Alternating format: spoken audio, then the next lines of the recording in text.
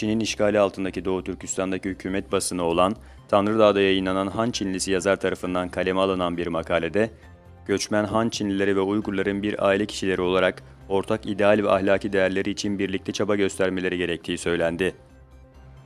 Konuyla ilgili açıklama yapan Doğu Türkistan Enformasyon Merkezi Başkanı Karakaş, Uygurlar ve işgalci Han Çinlileri bir aile kişileri değildir. Çinliler sömürgecidir, Uygurlar ise sömürge altındaki halktır. Çin Komünist yönetimi 68 yıldır Uygur halkına zulmediyor. Han Çinlisi ve Uygurlar iki ayrı millettir. Onların arasında ne ortak ideal ne de ortak ahlak değeri yoktur ifadelerini kullandı.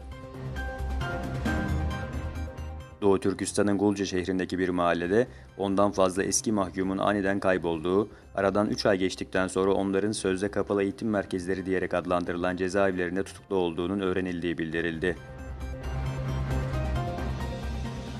Hindistan ve Çin ordusu askerleri Himalayalardaki tartışmalı bölgede birbirlerine taş fırlatarak kısa süreli bir çatışma yaşadı. Çin'in ünlü polisiye yazarı tutuklandı. Çin'in en ünlü polisiye yazarlarından Li Yongbiao, 22 yıl önce 4 kişinin birden öldürüldüğü bir cinayet vakasında şüpheli sıfatıyla tutuklandı.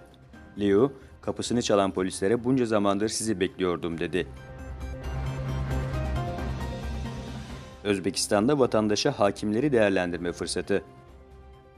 Özbekistan'da vatandaşlara mahkeme ve hakimlerin çalışmalarını değerlendirme fırsatı sunulacak.